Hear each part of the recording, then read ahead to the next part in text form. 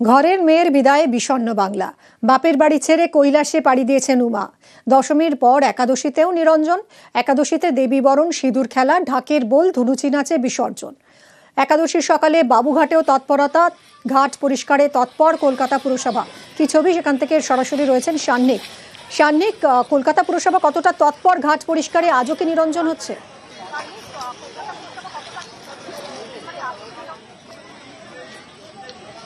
দেখো, গতকাল অনেক রাত পর্যন্ত নিরঞ্জন পর্ব চলেছে, আর ঠিক সেই কারণে এখানে যে কাঠামোগুলো অন্যান্য বছরের মতো এবছরও সেই একই ব্যবস্থা রাখা হয়েছে। অর্থাৎ এখানে যখন প্রতিমা নিরঞ্জন হচ্ছে, এই যে জায়গাটা দেখতে পাচ্ছ যে দড়ি দিয়ে ঘিরে দেওয়া হয়েছে, তার মধ্যেই যা প্রতিমা পড়ছে, সঙ্গে সঙ্গে এই যে ভাসমান ক্রেন, এই ক্রেনে করে সঙ্গে সঙ্গে সেই কাঠামোকে তুলে ডাঙার অংশে নিয়ে আসা হচ্ছে এবং সেখান থেকে আর্ট মুভার দিয়ে সেই কাঠামোকে বাইরের অংশে নিয়ে যাওয়া হচ্ছে। অর্থাৎ গঙ্গা যাতে দূষিত না হয় সেই ব্যবস্থাও যেমন একদিকে রাখা হয়েছে, তার পাশাপাশি যারা প্রতিমা নিরঞ্জন করতে আসছেন তাদের সুরক্ষার দিকেও আলাদাভাবে নজর দেওয়া হয়েছে। একদিকে যেমন কলকাতা পুরসভার তরফে এখানে ক্যাম্প রাখা হয়েছে, ঠিক তার পাশাপাশি কলকাতা পুলিশের তরফেও এখানে ক্যাম্প যেমন রাখা হয়েছে, ওয়াচ টাওয়ার রাখা হয়েছে এবং তার পাশাপাশি এখানে ফার্স্ট এডেরও ব্যবস্থা রাখা হয়েছে। আজকে একাদশীর দিন, আজকেও দিনভর নিরঞ্জন চলবে, যদিও সকালবেলা এখন জোয়ারের সময়, এখন প্রতিমা নিরঞ্জনের ভিড়টা যথেষ্ট কম, মাঝে মধ্যে একটা দুটো করে প্রতিমা আসছে। তবে সকাল থেকে কিন্তু যে ক্যাম্পগুলো করা রয়েছে সেই ক্যাম্পগুলো একেবারে তৎপর রয়েছে এবং ঠিক তার পাশাপাশি আমরা জানি যে জায়গাতে এই বাজা কদমতলা ঘাট বাবুঘাটের, সেই বাজা কদমতলা ঘাটের পাশেই চক্ররেলের লাইন রয়েছে। 5 তারিখ পর্যন্ত এই চক্ররেলের সব রকম পরিষেবা বন্ধ থাকতে চলেছে, কেননা যেহেতু এখান দিয়ে দিনভর প্রতিমা নিরঞ্জনের জন্য প্রচুর যারা প্রতিমা নিয়ে আসেন তারা এবং প্রতিমার গাড়ি এগুলো পারাপার করবে, সেই কারণে চক্ররেলের পরিষেবাও বন্ধ রাখা হয়েছে। আপাতত এই ব্যবস্থা করে গোটা বিষয়টাই নজরে রাখা হচ্ছে কলকাতা পুরসভার তরফে এবং তার পাশাপাশি আজকেও দিনভর যে প্রতিমা আসবে তাতেও কোনো রকম অসুবিধা হবে না, তেমনটাই তারা মনে করছেন। ধন্যবাদ সান্নিক।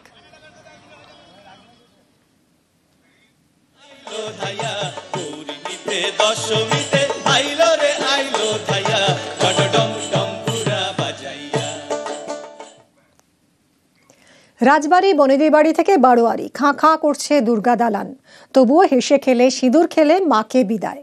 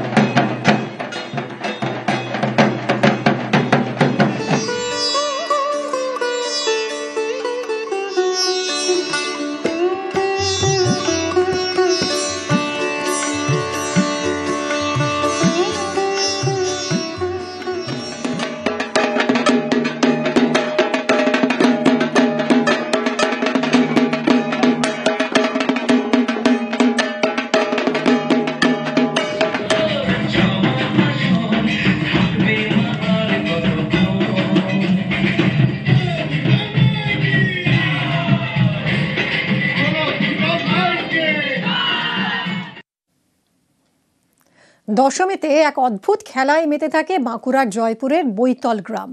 মায়ের বিদায়ের দিন এই গ্রামে কাদা খেলা হয়। বহু বছর ধরে এমনটাই চলে আসছে এই গ্রামে।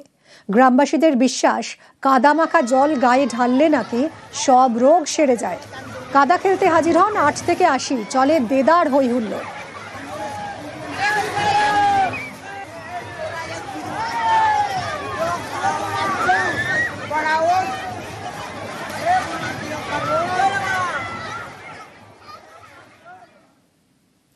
ঘাটে ঘাটে ভিড়, উৎসবের বেলা শেষ। এবার মায়ের বিদায় বেলা। জেলায় জেলায় প্রতিমা নিরঞ্জন।